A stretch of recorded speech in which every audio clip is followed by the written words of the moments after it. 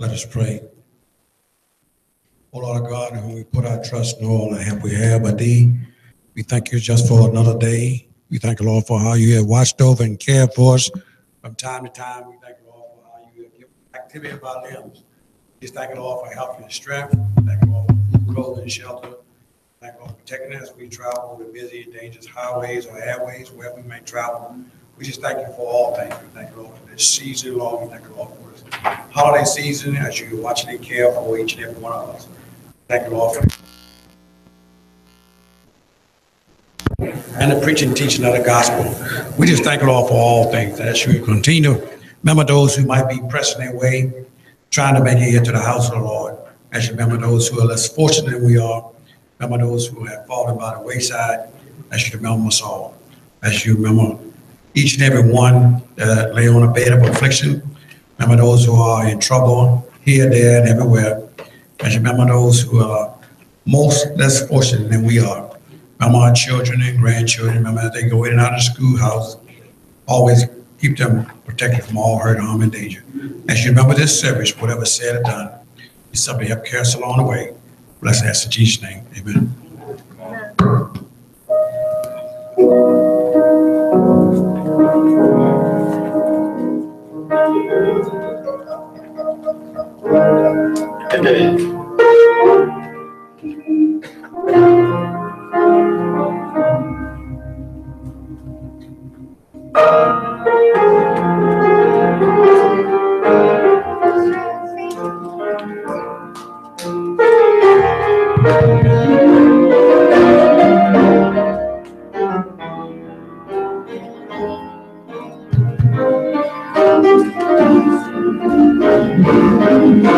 Thank you, Lord, for saving me.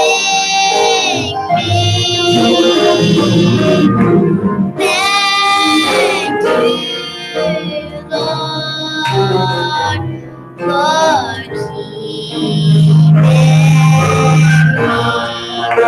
I know you, Lord above. He hears my call. We praise you.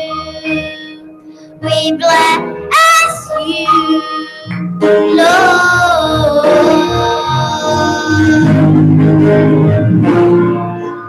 Thank you, Lord, for saving me. Thank you, Lord, for keeping me. I know you, Lord, above. You hear my call. We praise you. We bless you, Lord.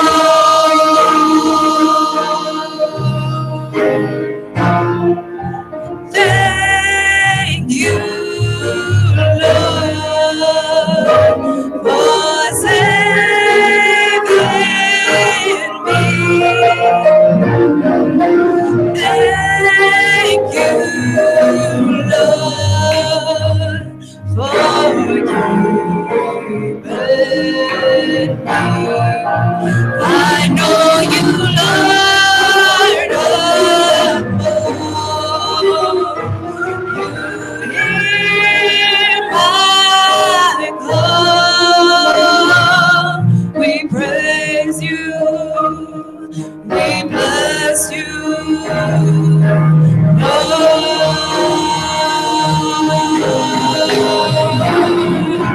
Thank you, Lord, for saving me.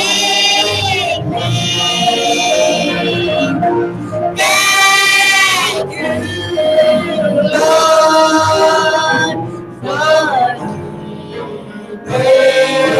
me.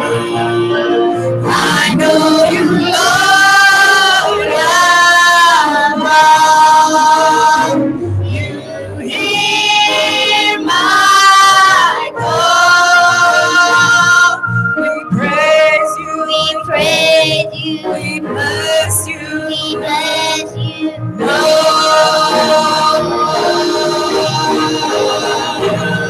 We praise you. We praise you. We bless you. We bless you, Lord. We praise you. We praise you. We bless you. We bless you,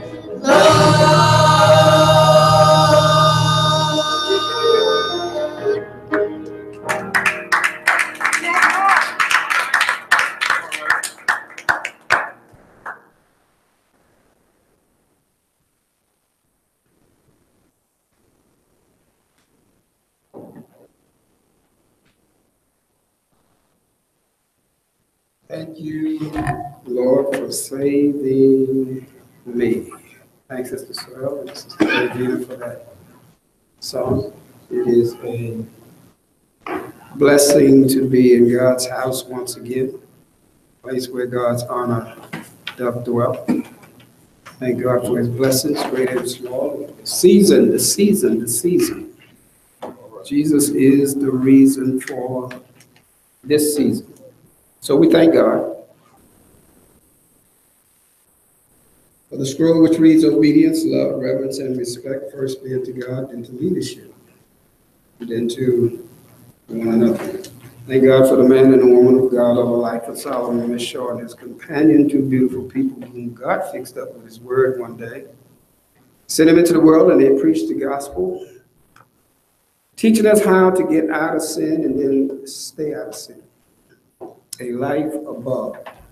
Thank God for the freedom to move about. Health and strength, food and shelter. This being our last health night of the year. Thank God for each and every one of you pressing your way out. And we say good evening and may God bless you. God bless you. God bless you. God is good. His mercy endureth to all generation. Thank God for the principles and the teachers and the doctrine in which we have been taught. Tonight we have special guests with us talking about health.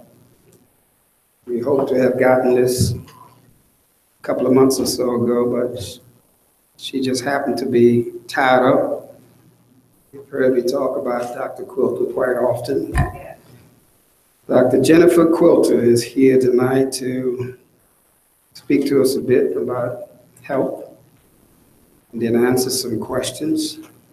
And so without further ado, make her welcome.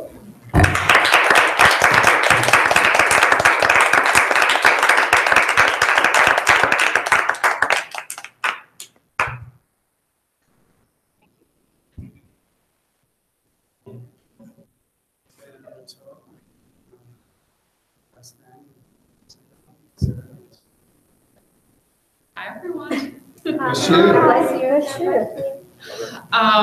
So the first thing I'm going to tell y'all is that I brought just handouts from Centera. Of course, that's where I work. I work at Virginia Beach General Hospital, and I do inpatient rehab. I'm a rehab physician. So I treat some of the medical stuff, and then I rehab patients that have had strokes and brain injuries and spinal cord injuries, amputations, all kinds of different things. But these, the least you can have available for your people if they want to look through them. And it's about COPD and advanced care planning. And can y'all hear me? Yes. There's information about pneumonia, living well after a stroke, heart failure, heart attack, diabetes, all kinds of stuff, quitting for life, for smoking, all that stuff. So y'all can have these at least as resources. Thank you. For your people. And there's a couple other little things handed in there. Thank you.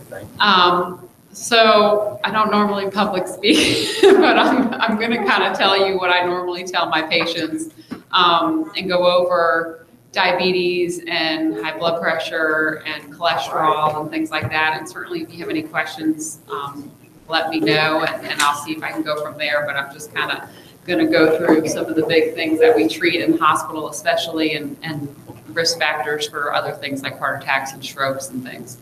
So the first thing I guess I'll talk about is diabetes. There's lots of people nowadays that have diabetes, and we're seeing it in younger and younger people. And basically how diabetes works is when you eat something that has a lot of sugar in it, your stomach digests it, and that sugar goes into your bloodstream. When it circulates through your bloodstream, it stimulates your pancreas to release insulin, which goes out and grabs the sugars and puts it where it needs to be, because there's certain cells in your body that need sugar. Your brain cells, there's certain cells in the liver and certain immune system cells and stuff that have to have sugar to process and work, but your vessels hate sugar. So they do not like to have sugar in them, which is why the insulin is trying to get it out of the vessels, your blood vessels, and put them places that it's needed. When you eat a lot of sugar or your insulin gets so worn out and your receptors are kind of resistant to the insulin and don't work, and that sugar keeps circulating through your body, the vessels get very irritated and inflamed, and they get narrower and narrower.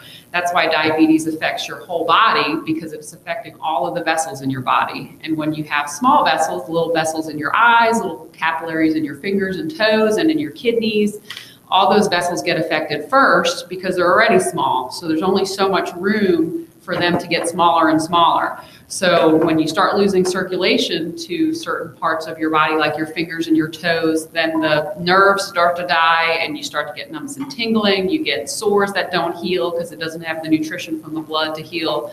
And so that's why diabetes is such a major disease that affects so much of your body. But a lot of times people don't even realize they have it until it's too late, until their vessels are already affected and they're at risk for strokes and heart attacks and everything else.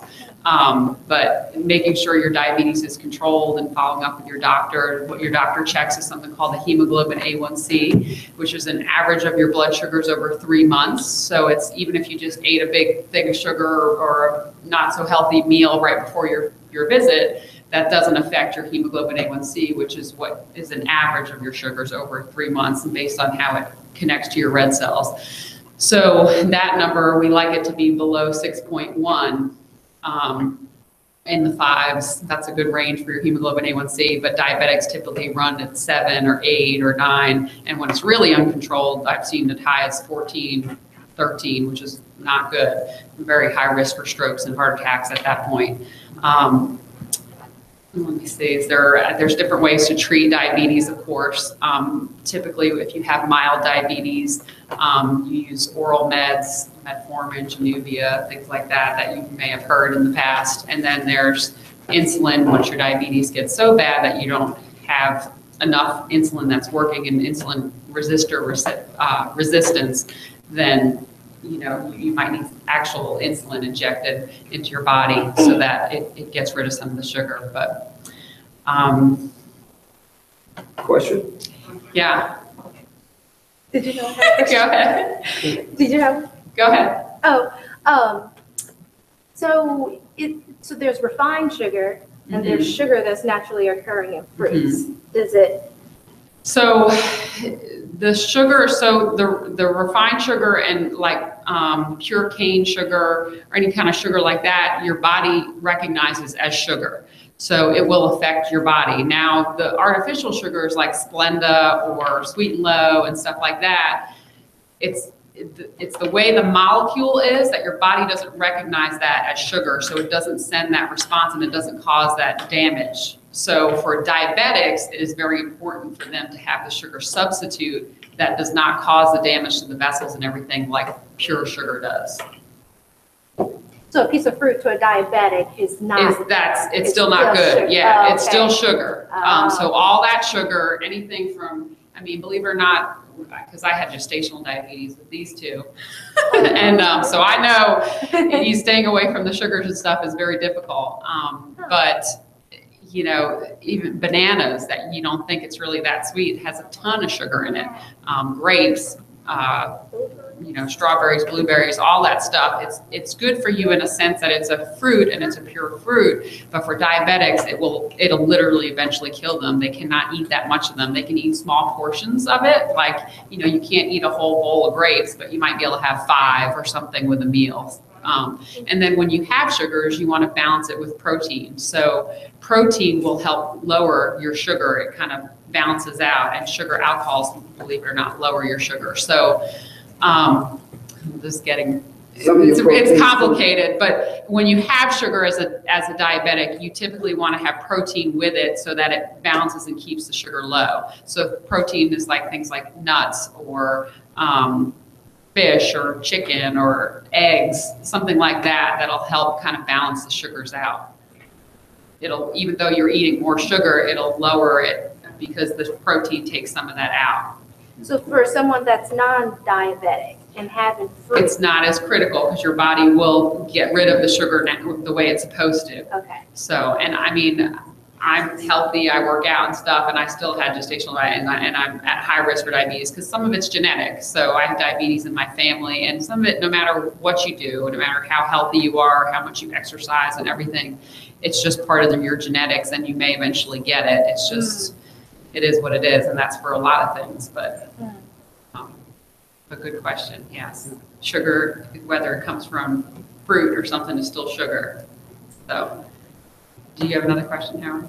I was, speak a little bit about the tingling on the fingers and you were saying about. So yeah, so that's where the blood flow comes in. So when the vessels get narrowed and irritated from the sugars constantly in them, they get scarred down and they get narrower. And when the vessels are narrow, it kills off them because the blood vessels are supplying all your nerves, and that's what keeps your nerves healthy and alive. And so when the blood flow cuts off to the nerves start to die.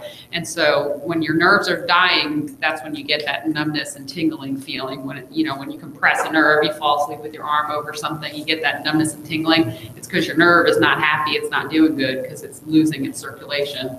So that's the similar. That's an example. It's a similar thing. That's what you feel. And the smallest vessels, like in your eyes, a lot of diabetics have vision problems. Their kidneys often have problems. Those are the first things to go because they have tiny little capillaries.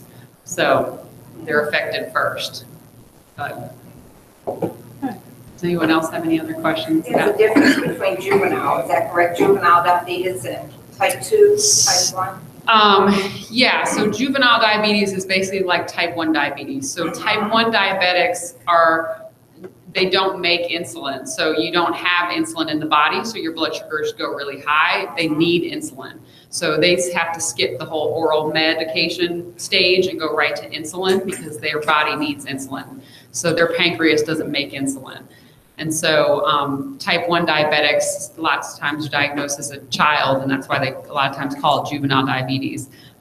They need external insulin, and it's very difficult for children, anyone who has kids, as you know, to understand that, no, I can't eat that candy bar, and no, I can't. And so the parents have a huge, huge impact on how these people and kids do, especially when they grow up, because it's a constant battle, and it's really hard for kids. And so you often have kids in diabetic ketoacidosis when their sugars are totally out of control in the hospital and stuff, because it is, type 1 diabetes is really hard for children, but it's something the parents really have to be on top of and control. Nowadays they have pumps that they can put in that is much easier for patients. You have a diabetic insulin pump and they just deliver the medicine based on how much you eat and carb counting and everything. But yeah, that's a big difference. Is type 2s, you have insulin resistance, so your body isn't really working with the insulin you have. And type 1s, you don't have insulin at all. So that's the difference between type 1 and type 2. How does it begin with a juvenile? It's just you're born with it. Your pancreas is not, there's a problem with your pancreas where you start don't off make. and get about 15, 16 years old, and then all of a sudden you. So what triggers it to actually start at those ages? You have to talk to an endocrinologist about that. I'm not sure why it would trigger at 8 years old or 10 years old or whatever it is, but it is a genetic problem with the pancreas. It's often passed on in families. So eating a lot of sugar coming up. It has nothing to do with type 1 diabetes. It shouldn't cause type 1 diabetes. Type 2 diabetes is different, but type 1 diabetes that wouldn't be why. Thank you. You get it, yeah. It's a genetic thing. Go ahead. I'm glad I started with diabetes. You said that sugar, the body needs sugar to burn It does. the organs and need for energy. But what if you go on a detox? You want to eliminate the sugar from your diet? So it's really hard to completely eliminate sugar from your diet, because even if you're not eating like sugar, bread and carbohydrates and everything break down to sugar. What if you don't eat that either? I don't know what you could possibly eat that doesn't have any breakdown products that could become sugar. You'd have to have water, and then you're basically starving yourself. So, almost anything you drink or eat, even if you do a fruit smoothie diet or something like that, still breaks down. You still get some sugar from everything kind of has a little bit of sugar in it. I don't know what sort of diet that would be, but yeah, there's lots of things that have their byproducts and their carbohydrate, the carbs from them break down into sugar. So you're still getting some sugar, and your liver, even when you're not, like say you're fasting completely and not eating for a whole day, your liver breaks down sugar. So there's gluconeogenesis and glucolysis in your liver. We're getting really complicated here, but your liver actually gets sugar and stores sugar, and then it can break down the storage products of sugar, and you use the sugar you have in your body to like maintain yourself and live when you're fasting for like a day or something, or a long period. So your body maintains your sugar level because of that. So a lot of people will say, oh, I feel, non-diabetics who don't take insulin or anything like that will say, oh, I get hypoglycemic and I can feel it. And some people, when their sugars drop a little bit, they can feel it, and it does make them feel a little shaky and stuff, but you shouldn't ever get hypoglycemic where you're dangerously low or anything like that because of that gluconeogenesis process and glucolysis process. Your body is maintaining your sugar level even when you're not eating because of that. Any other questions? Yes. Okay. Hi, Sister Marsha. My husband is a diabetic, and sometimes his feet itch so bad, in the environment his feet itch so bad, during the day when he's like driving it. He's a milkman, so, sometimes that happens to him, and he's really having a hard time because his feet start to itch and he just, can't. Yeah, I think that's related to that, the nerves not being happy and giving that sensation that instead of, a lot of diabetics get a tingling or a burning, but he may get it as like an itching sensation, and that's part of the nerve not being happy and causing that stimulation in the feet. Now, with that said, there's lots of things that can cause numbness or burning or itching too. There's vascular supply too, that some people just have a peripheral vascular disease too, and so, I'm kind of giving you a basic minimum, but there's a lot of diseases cross over too. So I guess that'll lead me into, so when people have high cholesterol, when we get to the cholesterol buildup, so if you eat a lot of fatty things, a lot of fried things, when cholesterol builds up in your system, it starts to deposit on your vessels. So your vessels, again, get narrow. You start cutting off circulation. It can cause strokes. It can cause heart attacks. It can cause vascular disease in your legs. A lot of times they'll do what we call a carotid endarterectomy, basically strip the vessels and pull some of that stuff out to open it back up. But the vascular supply, because of cholesterol buildup and plaques, can also cause problems. And that's where you have, so there's a couple different types of cholesterol. There's HDL, which is the good cholesterol, and there's LDL, which is the bad cholesterol. So HDL, think of H, you want that high. So the higher the HDL, the better off you are. Typically, if it's above 60, it's protective for your heart and your vessels and everything. And the LDL you want low. So really you want it 70, especially if you've had any kind of event from diabetes. But that one, all of these levels are affected by your diet and your exercise and omega-3s, and just a lot of patients take cholesterol medicine like statins, Zocor and Lipitor and things like that. But the cholesterol is very important for stroke risk and heart attack risk, and making sure your cholesterol levels are controlled. Some people have, again, that's another thing that is really affected by your genetics. Some people naturally, their cholesterol levels are higher because of their genetics. It runs in their families. And sometimes, you get away with having great cholesterol levels because your family has a good history of cholesterol, but that's definitely a genetic thing too. Then we have blood pressure. So blood pressure is a big one. Lots of people have high blood pressure, and that's a big strain on your entire body. So when your blood pressure is high, African American males, you're one typically at high risk for having blood pressure that's really high. And so your blood pressure is not only affected by the cholesterol and the hardening of vessels and things like that. So as you get older, typically your vessels get a little bit harder. You have more cholesterol over time build up in them. And so your pressure goes up from that.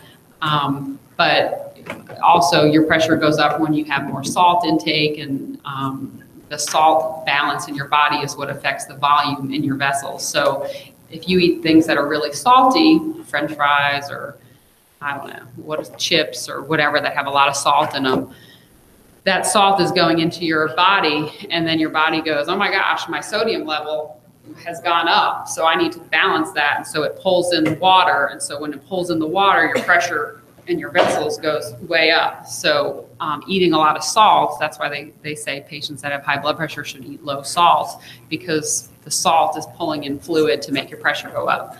And when your pressure goes up, it strains the vessels. It makes you at risk for having a bleed in your head or shearing off a cholesterol plaque and having a stroke. You know, and it damages your kidneys over time too, because it's pushing in so much fluid through your kidneys, and your kidneys are trying to filter it and clear it, and your kidneys get damaged over time from the high pressure. So making sure your blood pressure is controlled is very important. And most people, we used to say keep it below 120 systolic, and 120 over 80 is kind of what they used to say. Now they're a little bit more lenient, and they're okay with blood pressure being a little bit higher, because they found that patients are getting too low and they're having too many complications with them dropping. So typically for my patients, if their blood pressure is in 120 systolic, 130s, even up to 140, we're comfortable with that. But especially the older you get, you want to keep it up a little bit. But does anyone have any questions about blood pressure? Are there any signs of high blood pressure? So can you tell? So sometimes you can. So if your pressure goes really high, usually 180 systolic or something like that, a lot of patients complain of feeling lightheaded or dizzy. They get diaphoretic, sweating a little bit. But dizziness, lightheadedness is definitely, some patients get headaches. Can definitely mean your pressure is going up. So vision changes, blurry vision, anything like that. I guess one of the biggest things I will say is, yes, if something is happening in your body, if you have numbness and tingling intermittently, or weakness intermittently, or vision changes, your body's trying to tell you something. So whether it's a stroke coming or a heart attack coming or something, you need to get checked out and make sure that it's okay, because, and it may just be something like a nerve being irritated or whatever, but I have patients all the time that are like, oh, well, my arm went weak like 3 times, but it always came back. And I was like, and then they were there with a huge stroke and the whole side is weak. And I'm like, yes, the TIA is a red flag that something is coming. So you have to go to the doctor. They'll adjust your meds or whatever it is. They'll test things to make sure they prevent you from having a huge, massive stroke or a heart attack or something.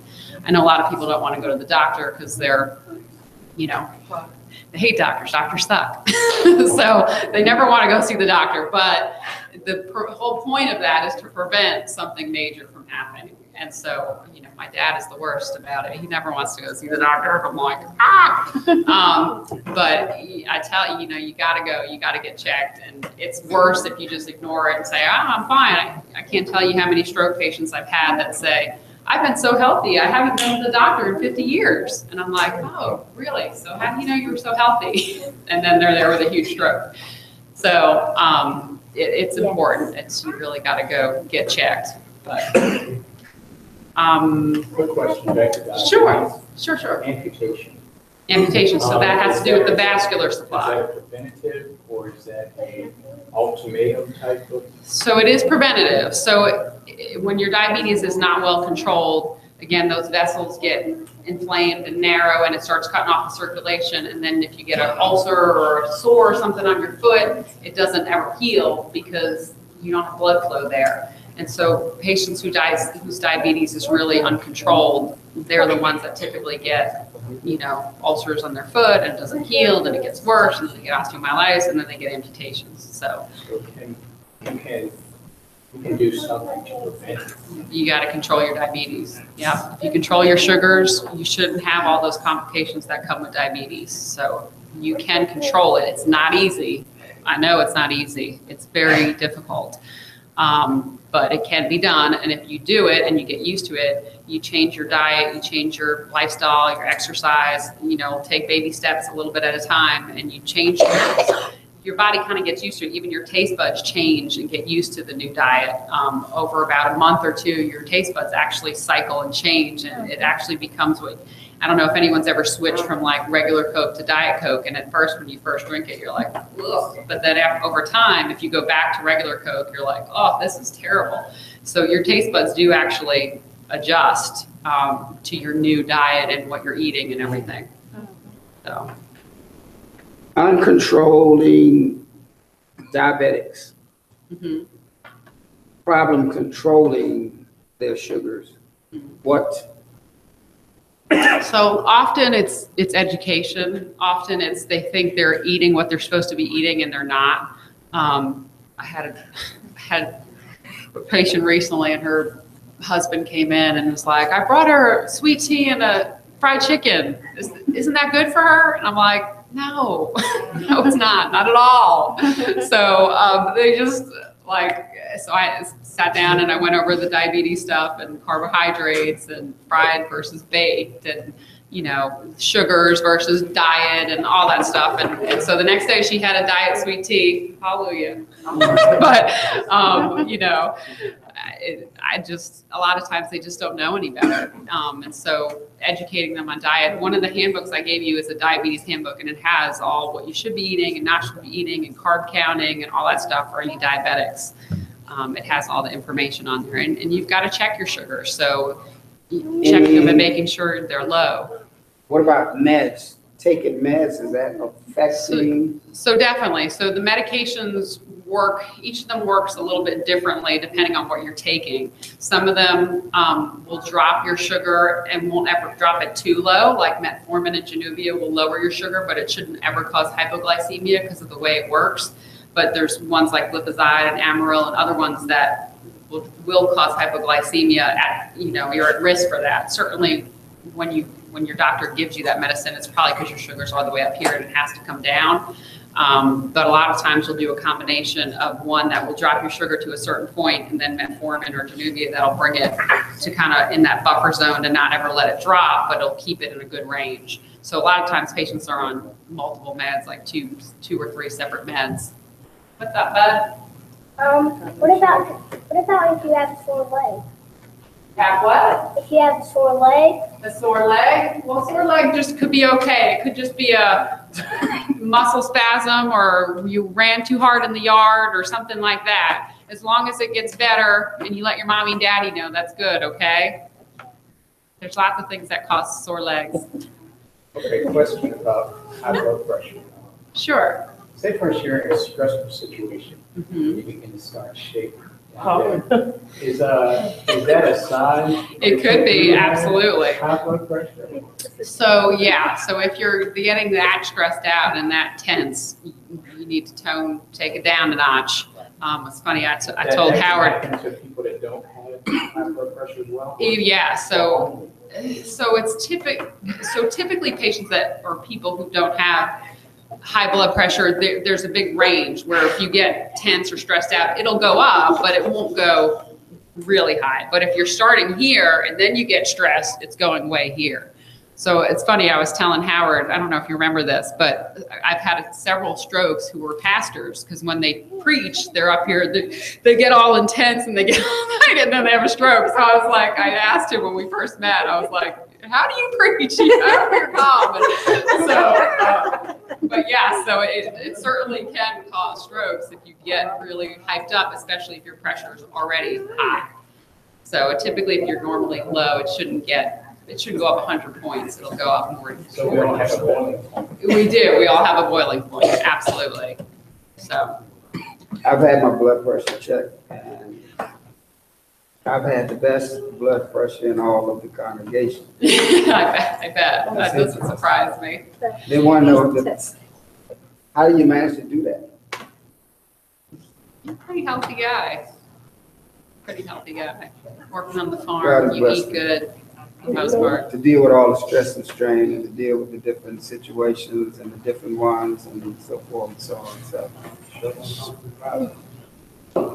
Well, but when I walk into a doctor's office, it tends to go up when I'm getting, so explain to them what that is. Yes. You joked about it. Yeah, exactly. So that's white coat syndrome, yeah. So lots of people, when they go into the doctor's office, they're nervous about what they're going to hear and what they're going to find. And that's a lot of times why people don't go to the doctor, because they're afraid what they're going to find. But again, that's the worst thing you can do. You want to hear what they're going to find because you want to prevent stuff. So yeah, a lot of times people's pressure does go up a little bit. It shouldn't go through the roof, but it'll go up 10, 15 points or whatever just for being in the doctor's office. And most doctor's offices are aware of that to start with. And, you know, they'll wait a few minutes and recheck it if it's high or whatever. But that is natural, normal. Why did they just sit for about 20 minutes? Yeah, they'll make it just to kind of settle down and see if it, you know, settling calms it down.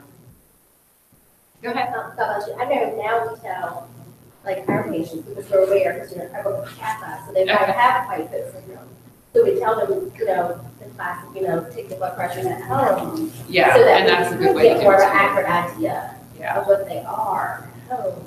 Instead of when you first, you know, when you come to the office, it's Absolutely. that high, so that's the only thing we have To go to go by. Absolutely. Especially if they go, you know, come with one time, and. Yeah. Absolutely. So yeah, and that's a good point. And a lot of our patients go home with blood pressure cuff monitors at home. What I always recommend is asking the pharmacist which one is the really good one and really accurate one, because the pharmacist usually knows the brands and stuff, and get one that's accurate. And if you take it and you get a really abnormal reading, take it on the other arm and just see if it's accurate, or take it on somebody else that you know has low blood pressure to see if it's high. And if it is high, then certainly call your doctor and let them know that I have you come in and whatever. But monitoring at home is, of course, important. Has there been a situation with a patient where they chose alternative medicine in terms of herbs, or seeing a nutritionist as opposed to taking the medicine, where it helped, or what? Absolutely. So, and I'm all about herbal supplements and supplements. I use them a lot on my patients. It depends how severe it is, if that's usually going to work. So patients where, if their blood pressure is 200 over 90, the supplements it's not going to be enough. I can tell you that right off the bat. But if your pressure is 150 or 160 and you want to try cutting back on salt, or, you know, having, I don't know, there's different supplements I know that help with blood pressure. You certainly can do that and see if that helps. And typically your doctor will let you go a couple of months and see if it improves. And then if it does, then great. You can keep doing lifestyle changes, exercise, all of that helps. And even with diabetics, a lot of type 2 diabetics, it's all about diet and exercise. And when they change their diet and their exercise, they can get off of the meds often and don't even need them. It just depends on how severe it is. So if it's severe, usually that stuff won't be enough. I mean, sometimes it helps, but it won't be enough to get you completely off of meds and things. But it always is a good adjunctive treatment. Okay. What are your thoughts on that daily aspirin?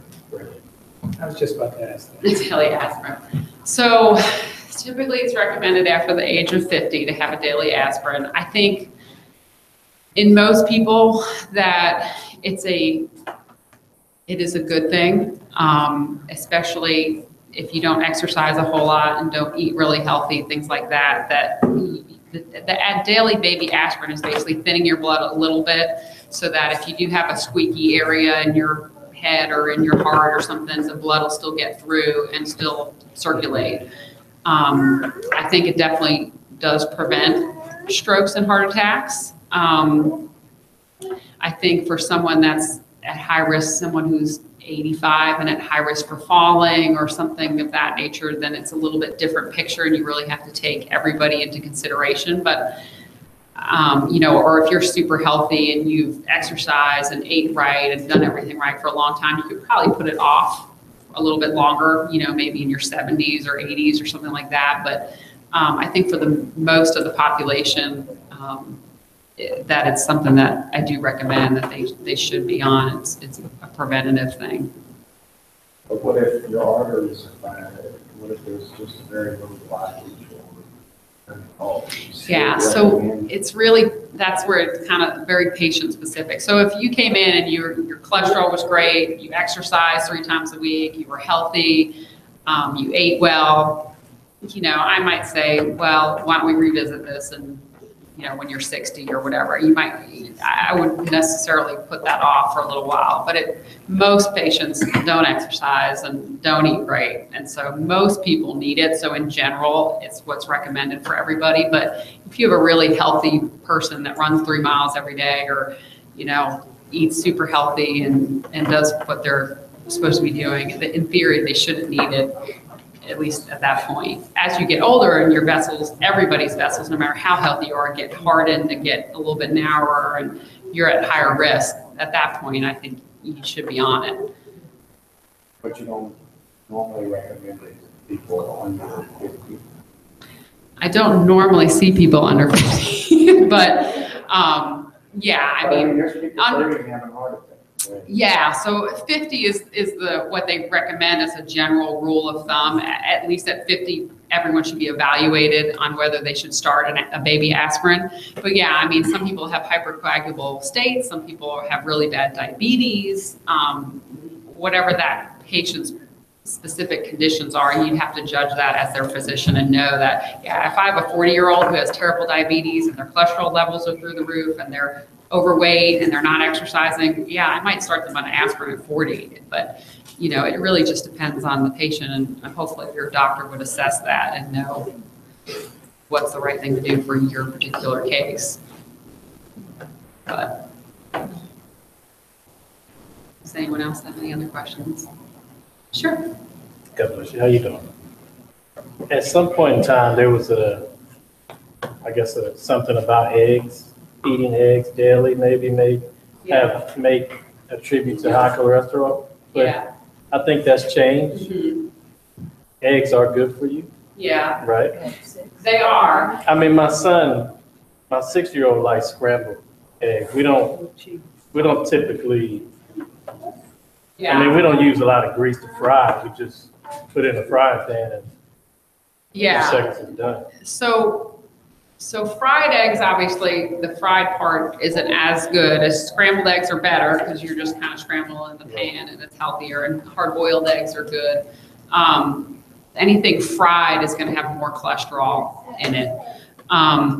But I think the original thought on eggs was that in the yolk itself, there's more cholesterol, but I think, and I'm not an expert on this, but I think what they've sort of figured out is that the cholesterol that's in it is actually good cholesterol. It's more of like an HDL cholesterol. And so when they were like, oh, the cholesterol is high, you can't eat eggs, they're, the yolks, don't eat the yolks.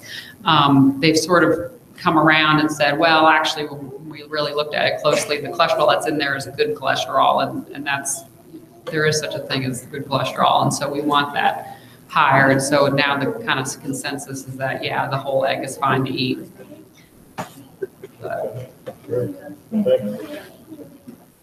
Workout supplements. What's your recommendations and don't do? So the supplements I typically use are more supplements for like strokes and brain injury and things like that.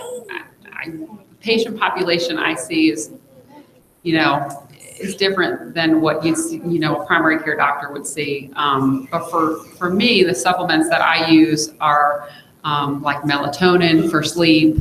I use coenzyme Q10 for brain recovery, neuro recovery. A lot of times we use that for heart too, to heart health, and bowel supplements, things like that, to make sure the bowels are working and moving along. I'm trying to think of anything else I typically have. The coenzyme Q10 is a big one. I use that a lot. And the melatonin we use a lot too as a gentle sleep aid because most patients can tolerate that. I think I've heard some are active for kidneys or something like that. For kidneys as a supplement. So there's the ones Like we use. protein shakes Yeah, so you have to be careful with protein in the kidneys. If your kidneys are impaired, you don't want too much protein because it clogs up the kidneys basically, and it's not good for them. But there's the Renvela. There's certain things that we use typically in the hospital, but I'm not sure if they're necessarily over-the-counter kind of supplements. The kidneys are, it's funny, we put patients on renal diets, and you ask the renal doctor, what's a renal diet? And they're like, I don't know. It's like low salt, low protein, high. It's like there's not really a whole lot that fits into a renal diet. So renal is kind of hard to fix from a diet standpoint, but low sodium is always the best thing for kidneys. But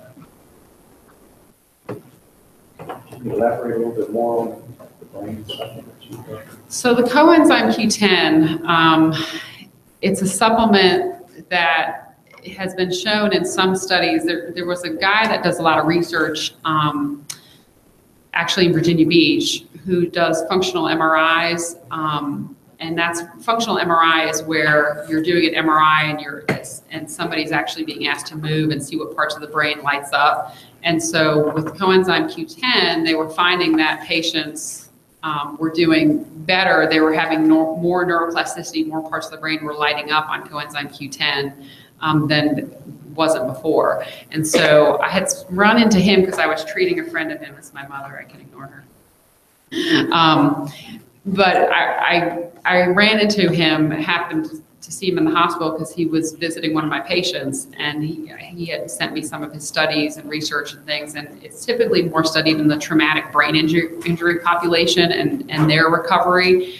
But for me, anyone that's had a brain injury like a hemorrhage or a stroke, or whether it's traumatic or not, anoxic brain injuries, meaning lack of oxygen, things like that, I put them all on it because if it helps with the neuroplasticity and the recovery of a traumatic brain injury patient, in theory, it should really help with anyone that has a brain injury. And so my patients do very well, whether it's, I'm sure it's a combination of things, but I feel like that's helpful for them. A lot of times there's another supplement called citicoline that I put stroke patients on too, that some studies, one day the study shows it works, one day the study shows it doesn't. So it's kind of hard, but as long as it's not harmful, which both of those don't seem to be harmful for patients, it's very rare that there's any kind of issue, reaction, or anything, extremely rare. So, we try it, and if it helps, great. If it doesn't and it's not hurting you, then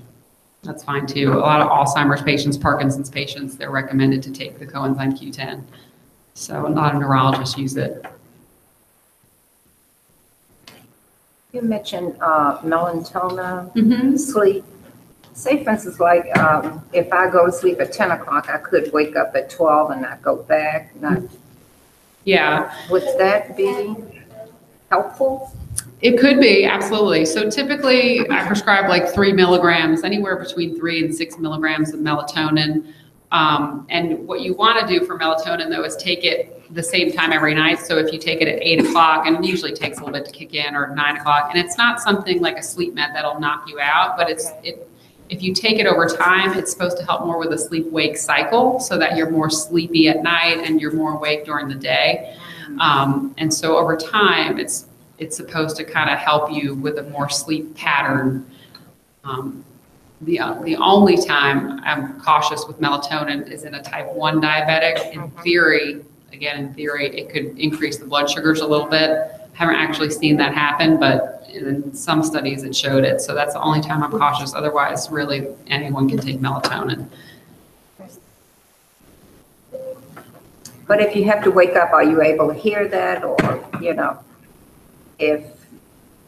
So, oh yeah, it won't knock you out. Oh yeah, it's very mild. You'll feel just a little bit sleepy. At least that's what patients tell me. But it's like if you took Ambien or Restoril or something like that, that's a real sleep med, that'll knock you out. This will not knock you out. You'll hear things, you'll wake up. If the phone rings, you'll wake up.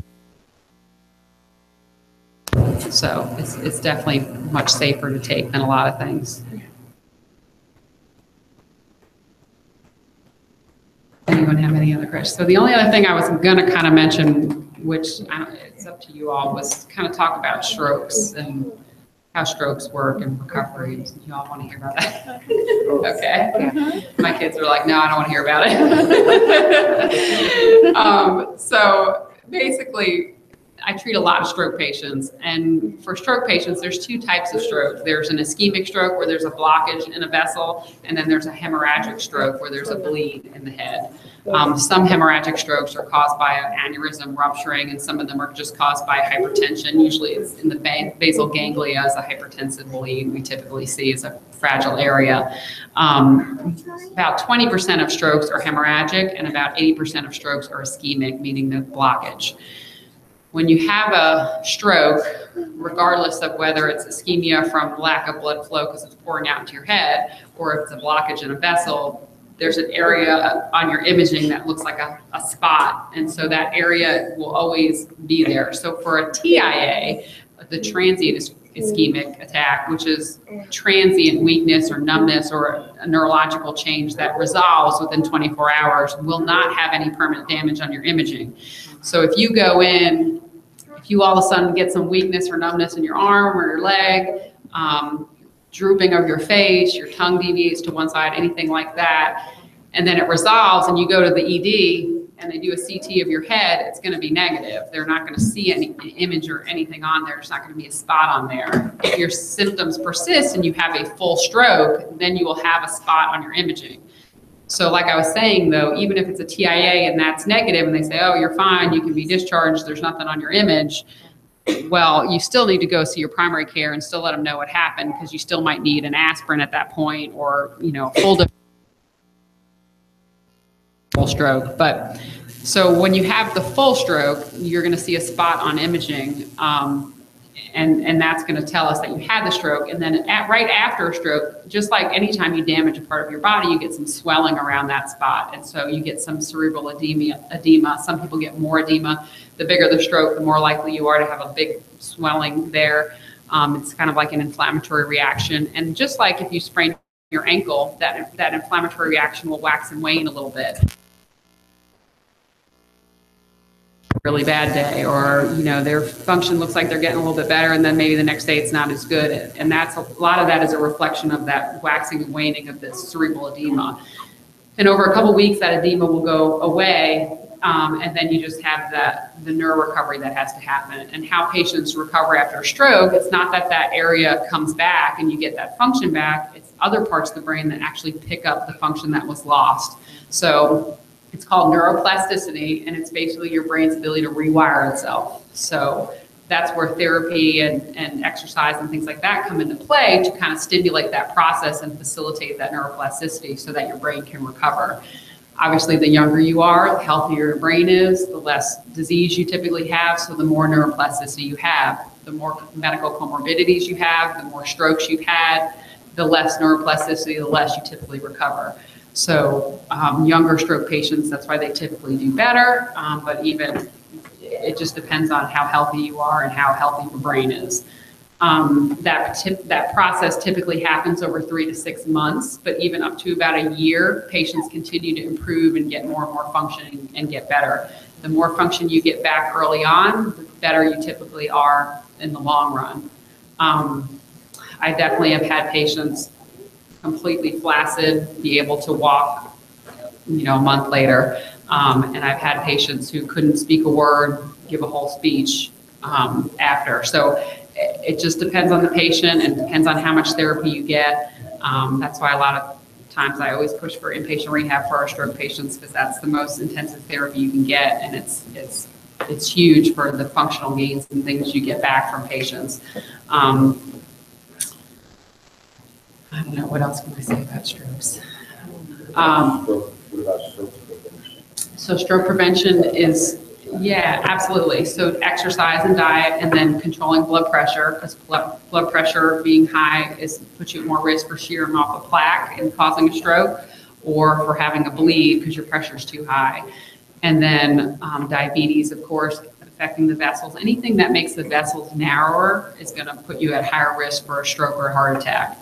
And so the one thing I didn't talk about is tobacco. So smoking puts you at very high risk for strokes and heart attacks, because just like the same thing in kind of diabetes, when your body is absorbing those toxins from the tobacco and the smoke, it's irritating the vessels. The vessels hate it. And again, they get inflamed and narrow. The bronchus gets inflamed and narrow. That's why you get COPD, and it blocks the air in.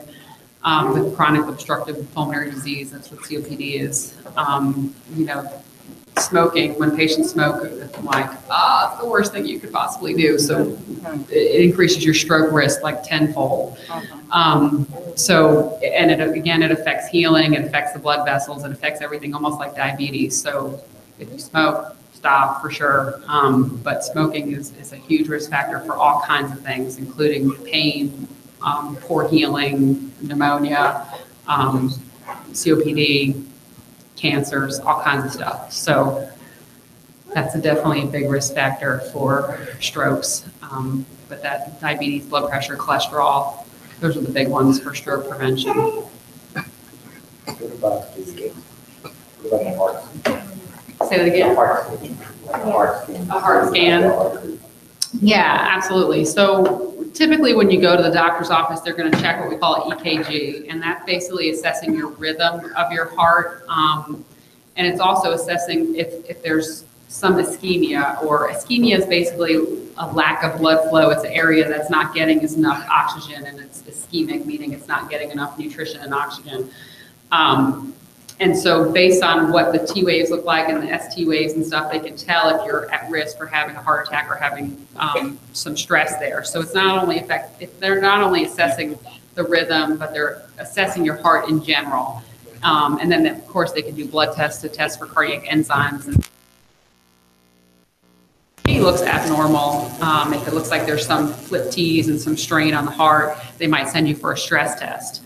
And so there's two types of stress tests. There's a dobutamine or a drug-induced stress test where they put medicine in you that gets your heart going, and they monitor it on imaging, and they monitor the blood flow and everything that way. And then there's an exercise where you walk on the treadmill and you do some exercise and walking and running, I guess, on the treadmill to see what your heart rate gets up and everything. So those are the biggest things. And then if the stress test is positive, meaning it looks like there's some ischemia on the stress test, that's when they do the cardiac cath, where they go in and they actually look at your vessels and can stent it. It's not as bad as it sounds, but they do go up the vessel and they look in and they put stents, or they see if there's blockage and things like that. And then of course, as a last resort, if they can't get stents in or the disease is so bad, then they do a cardiac bypass. That's the last step.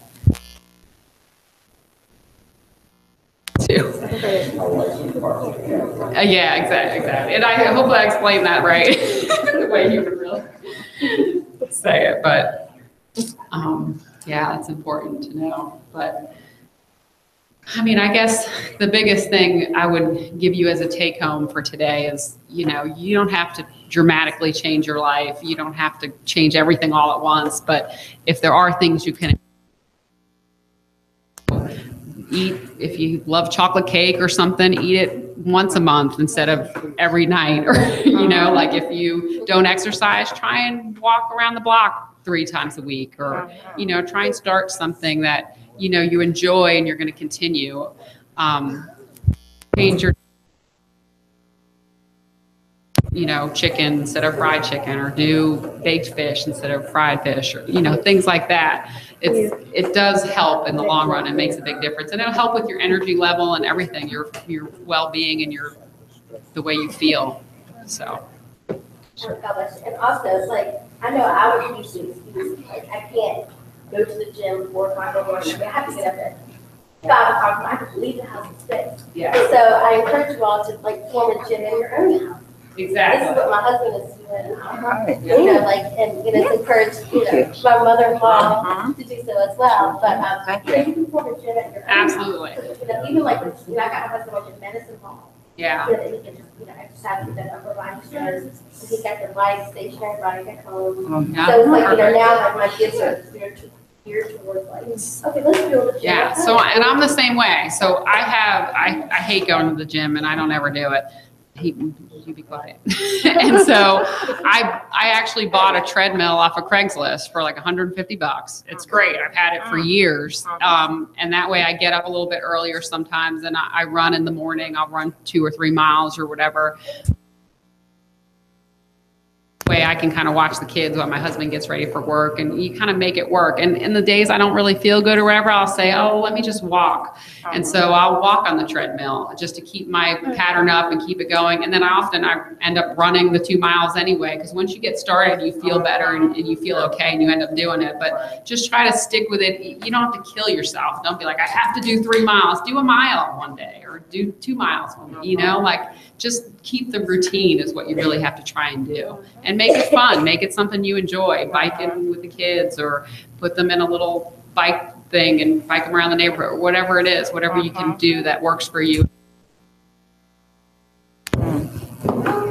Tell me, at CVS, they have those things that you can check your blood pressure. Would you recommend that, or you recommend getting one to check on a daily basis, or? I find that the ones that you usually have at CVS that you go and stick your arm in, whatever, I find that most people say they're not accurate and they're off. Good. I definitely would recommend you getting your own. And that's where I was saying the best way to know whether you're getting a good one and an accurate one is to ask the pharmacist. The pharmacist typically knows which brands are good and work the best. And again, if you get an abnormal reading, check it on the other arm, check it on somebody, one of your other family members, make sure that the cuff is accurate before you start going, oh my God, it says my pressure's 200, you know, make sure it is so it's truly not accurate. The wrist one that you recommend?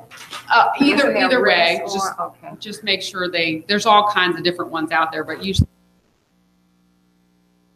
reference How for about that. this Fitbit that they have? Is that The Fitbit. So accurate? I mean, I think it helps in that it provides awareness for people on how much activity they are actually doing. For me, if I ain't walking a lot, I know I ain't walking a lot.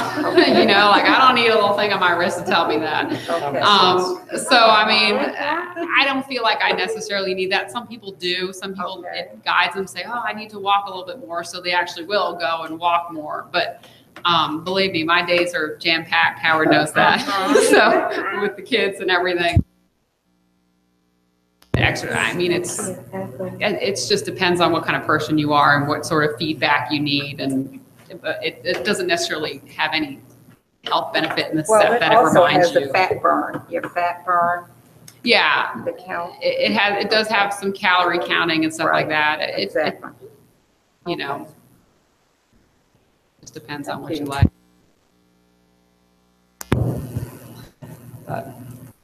So why does doctor offices always ask you, are you going to do that? That's such a common question. I guess because if they probably ask that because if they're going to do anything or you're bleeding or they have any kind of procedure, they need to know that because you're going to bleed more. Even if they take a mole off or anything, even if they draw blood, you're going to bleed more. So any kind of thing an office is doing, they want to know that so that if you start bleeding, they're not like, oh my God, why are you bleeding all over the place? That's why. It does. So even taking a baby aspirin, you might bleed a little bit longer than normal. Even if you nick your face shaving or something, you might bleed a little bit more. And you just really have to put compression there a little bit longer than you normally would, and typically it'll stop. But you're at higher risk.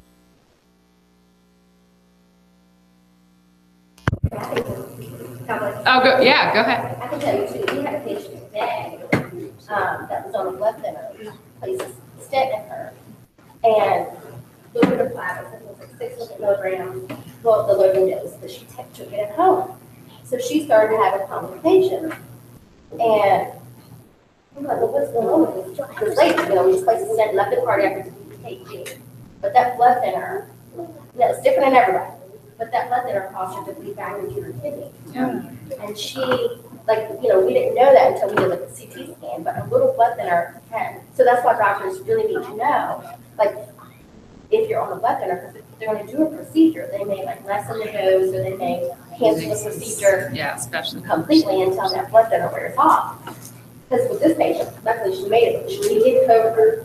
It's like her hemoglobin dropped from 15 to 7 in a matter of like 30 minutes. So we were like pumping blood in her. And, but just from that little blood thinner. So like, you know, we didn't see the blood, but it's backing up in time. All through her kidneys. And, you know, all that. And she's like, and she really couldn't vocalize, and she was sedated, but she got pale and everything like that. So I think it's important that, you know, just like you said, like if you're on a blood thinner, even if the aspirin, because the aspirin sometimes with patients that can't tolerate thin blood, you know, your doctor still needs to know like before you start it. Yeah, and so the other thing too is that I thought of too is some meds do interact with the blood thinners depending on what blood thinner you're on. Agronox has aspirin in it, so they don't want to give you aspirin if you're already on aspirin. You know, so they just probably want to know too for lots of different reasons. So when that question is asked, I automatically think, and I think I heard you say earlier, that you should take an aspirin over 50. Yeah, I generally. automatically think that blood thinners are not good. It doesn't mean they're not good. It's just good to know if you're on, if that makes any sense. I mean, I think risk versus benefit. Patients that have a bleed and are on aspirin, it's a problem, or if they fall and have a hemorrhage or something, is so much smaller than the amount of people that are probably preventing strokes and heart attacks in. So I think in general, the benefits of being on a baby aspirin after 50 is outweighs the risk, you know. But Professional recommendation for which blood thinner or aspirin? so usually it's the aspirin, it's the baby aspirin, but for brand or something that I mean, most people take the air, but you know, I don't have a recommendation or whatever. Whichever one works. Yeah. I don't see any other questions. In regards to physical therapy or training, I just bought my wife an elliptical trainer for Christmas. Good. Are What a those nice husband. good or are those good or? Yeah, elliptical is great. Elliptical is really good too because it's not so much compression and pressure because it's a smooth motion, so it's not so much strain on your joints. And it has arms too, right? Yeah. So it gets really the whole body and does a lot of cardio. So one of the things you don't want to do is just lift weights. Yeah. Just lifting weights is good. It's going to make you look buff and strong, but it's not cardio. It's not going to help with your cholesterol and your vessels and everything. Yeah. So heart rate stays up for at least 20 minutes or so for that bigger health benefit. I think the red light just went on. Good morning. And I just had one final thing. I know that as our pastor or my dad has said that you helped a lot of people. Can you share any one particular story that really stands out more than any other where you really touched someone and it might have touched you too? There's a lot of particular stories, but which one was How about the relevant? individual that has walked in the house recently? There's that one. I don't know if I know enough medical about that one though to tell. There's a lot of different stories, and as Howard always tells me, there's a reason why you were there. There was one lady that I walked in. I was consulted on her. I had never met her before. I didn't know anything about her except what I read in the chart. You remember the story? And I walked in to see her, and she was laying in bed, and she had a bowl of food on her belly, and she was just barely breathing, essentially. And so I was like, Mrs. whatever it was, I'll say Mrs. Smith. Whatever, and she did wake up, and she was kind of almost agonally breathing, and then her lips and everything started turning blue. And I was like, I called the nurse in right away, and I was like, you know, what's going on? I've never met this patient. She's not breathing. She's turning blue. And so we called the code blue right away. And it turns out she had been overdosed on her opioids post-op. And so she was breathing because of the opioids, and I just happened to be there at that time. But I didn't know if she had choked on what was in the bowl or what. I didn't know what was going on, and I didn't see anything in her mouth. And you know, they gave her Narcan, and she perked right back up, and we ran the code. A letter later thanking me and telling the hospital that, you know, thanking me for saving her life. But so I definitely remember that one. But yeah, I mean, there's no telling when a nurse or something would have walked in and whether she would have made it after that. But yeah, it was kind of crazy. But there's a lot. So I'm kind of the patient's cheerleader, and so there's definitely a lot of families down. I just actually saw a guy today who has had a massive stroke, and he hadn't been able to really do anything or follow commands and move. And I went in and I was like, you know, hey, Mr. So-and-so, you know, it's Dr. Quilter. How's it going? And, you know, you kind of cheer them up. And he followed commands from me, and the family couldn't believe it. He's like, he has never responded to anyone. This is the first time he's moved and followed commands and did anything. And so to give them hope again and tell them, you know, it's a really good sign that he can process what I'm saying and then follow the command and move his arm. And when you start giving them hope again and getting them back up and telling them you're getting there, it's going to get better.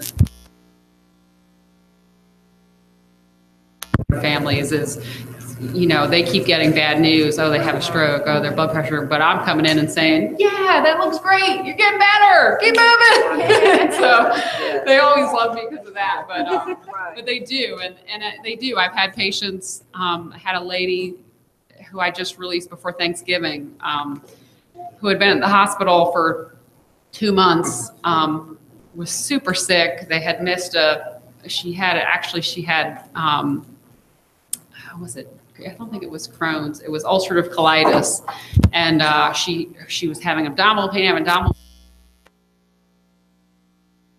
Yeah, she was super dehydrated. She couldn't get out of bed for like a month, and then her bowel burst, and then she had emergency surgery, and then had sepsis. And I took her after having the procedure, and I found that she had 2 abscesses in her belly, and she had bled into her lung. And so we put drains in, and we treated her, and she walked out of the hospital. We got her up and went home for Thanksgiving, and she walked out to her 2 twin 15-year-olds. So she was super grateful. And you know, I always tell Howard too, the biggest thing I do is I follow trends. So when I have it's a little unfair advantage, because when you go see your primary care doctors, they see you one time and they come to my rehab unit, I get to follow them over 2 weeks or so, and I see tons of vitals, I see tons of labs, and I follow the trends. And so when something starts to go off before they even know it, I've already diagnosed it. And so picking stuff up early and following those trends. An infection or a UTI or whatever, I usually can pick that up. I just had a lady who has a spinal cord injury who's going home tomorrow. She just started she's like, my spasms are bad today. I don't know what it is. It's just, and so I was like, you have a UTI. So I checked her urine. That's why her spasms were bad that day, because in spinal cord patients, that's one of the things I know to look for. It's just, you know, the trends and knowing what to look for is huge. But anyway. Thank you. Yeah, sorry.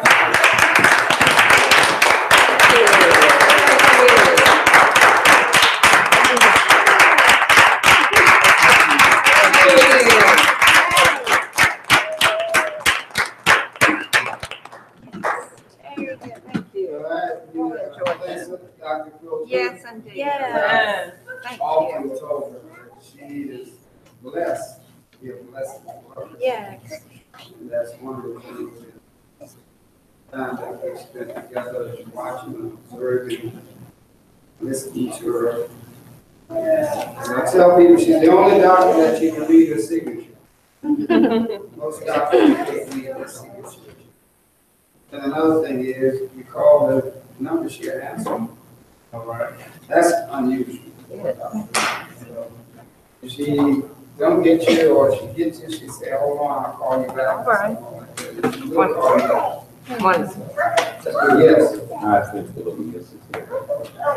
You had a question? Yeah.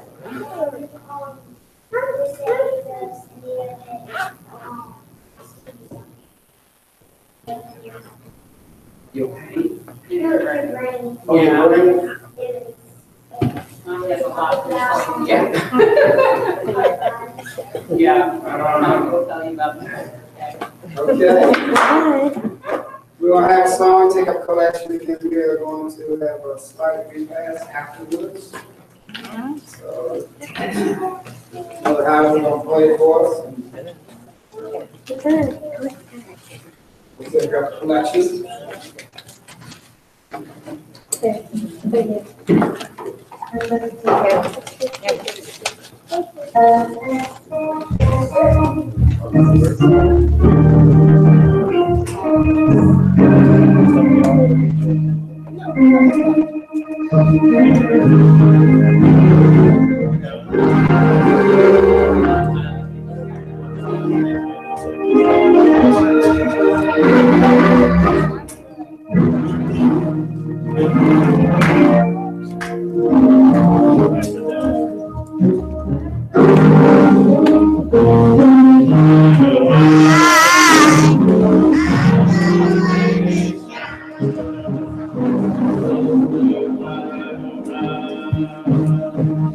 I'm gonna let it shine. This little light of moonlight. I'm gonna let it shine. Let it shine. Let it shine. Let it shine. All in my home. I'm gonna let it shine. All in my home. I'm gonna let it shine. All in my home. I'm gonna let it shine. Let it shine. Let it shine. Let it shine. Monday, Tuesday, Wednesday. I'm gonna let it shine. Thursday, Friday, Saturday. I'm gonna let it shine. All in my own day. I'm gonna let it shine. Let it shine. Let it shine. Let it shine. Hiding in the bush, oh no! I'm gonna let it shine. Hiding in the bush, oh no! I'm gonna let it shine. Hiding in the bush, oh no! I'm gonna let it shine. Let it shine. Let it shine.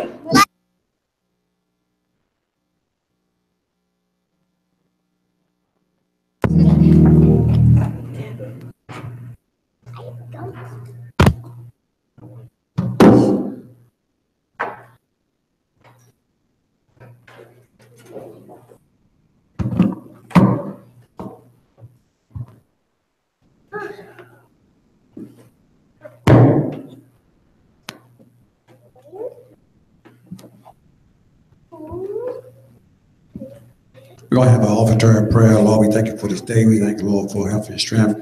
Thank you, Lord, for all things you've done. We thank you, Lord, for this session on health. We just thank you, Lord, for how you have enlightened us as we go from day to day to continue to do what we can to take care of. We know you are the Almighty and you can do all things. Thank you, Lord, for this offering that has been prepared as you bless it as you see fit. Dear blessings in Jesus' name. Amen. To you, to them. Say amen. Amen. So we thank God for all things, great and small, the power of God, and for the wisdom, the knowledge, and the understanding, and for the education tonight. Dr. Quilter. Amen. And for Sister Tara adding in, thank you. They said you want to find a good doctor, ask a nurse. Then you got some very good nurses. So we thank God for the night on health and for the questions. Amen. And I think you got your answer to your questions. Yes. My wife had asked about the stars on the eye, you know, little puff out. What is it? The sky. Yeah, the sty on the eye that come out. See, people get a little bump there on the eye that comes out. What was the question on that? Yes, what would you recommend? What would you recommend? Someone that's had it for a while, a couple of weeks. So it depends what we're talking about. So some people get a little, like, almost like a mole, like a little bump on their eye that comes out, on the eyelids or something, and that's, honestly, that's often related to like diabetes. I don't know if the person has diabetes or not, but they, a lot of times you get them in the armpits or on the neck too, those little things. If you're talking about that, then that's a whole, then they just have to be removed. But if you're talking about like a little stuff, like a little infection, like an actual sty, Yes. then you can always try like a warm compress or something to bring it to the surface and try and get rid of it that way. But if that doesn't work, you might actually need an antibiotic for it. That's what he's been doing all along. Yeah. Way to get rid of it. Good. Okay, that answered your question? Yes, thank you. Good. Thank you, Dr. Good.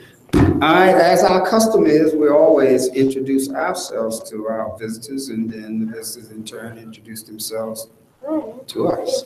I'm Elder Howard W. Smith, the pastor here at the Church of God in Williamsburg. We say welcome to all of you today. Now here's the rest of the family. God bless you. I'm Pastor's wife. So glad you came. It is a pleasure. We have heard so much about you, and I'm so glad you came.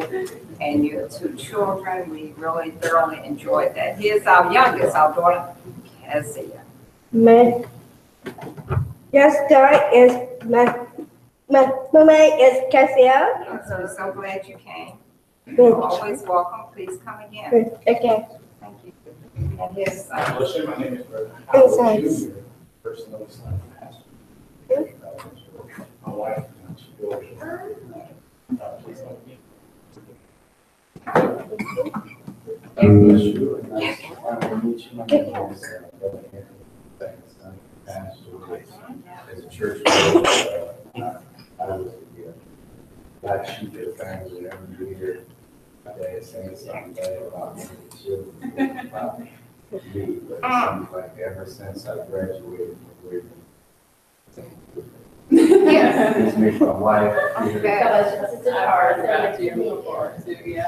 and our daughter here again. God bless you, please come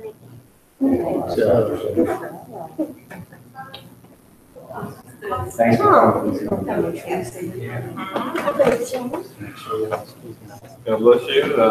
Good to see you again. I'm Matt. I met you once or twice at the hospital, so good to see you. Glad you finally had a chance to come out. And please meet my wife and youngest daughter. I'm Sister Davina, so nice meeting you. My name is Sister Sarah. Please come again. Yeah. God bless you. How are you, Brother Brian? Thank you for coming. I've heard a lot about you through my wife and, of course, my. God bless you. Please meet our family. Please come again. Brother Rodney, please come again. God bless you, Brother BJ. Please come again. I'm what? Please come again. Okay. Yeah. God bless you, Sister Francine. Thank you for coming. Please come again. God bless you, Sister Martha. Please come again. Okay. Take a ball. You have your head out in the PowerPoint and put some white out. You'll get clear. God bless you. Please come again. Okay, now it's your turn to introduce yourself to everyone. Hi, everybody. I'm Dr. Jennifer Quilter, and this is my son, Colin Quilter. He's 8 years old. Wow. This is my daughter, Maddie Quilter. She's 6 years old. Wow. Greg is here on the trip. But they're fun. It's so nice meeting all of you, and your kids are adorable and so well behaved. So, really. All right, thank you.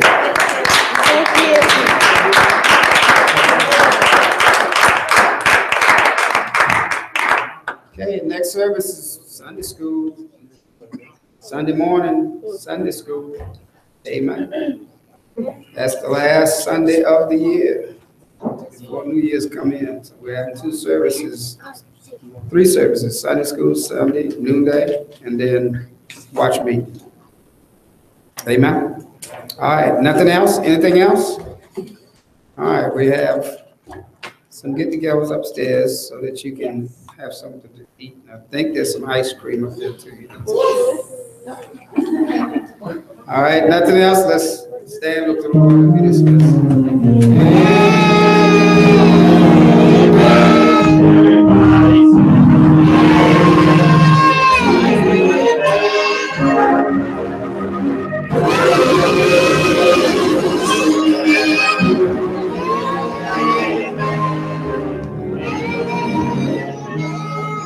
Let us all repeat, may the Lord watch between me and thee.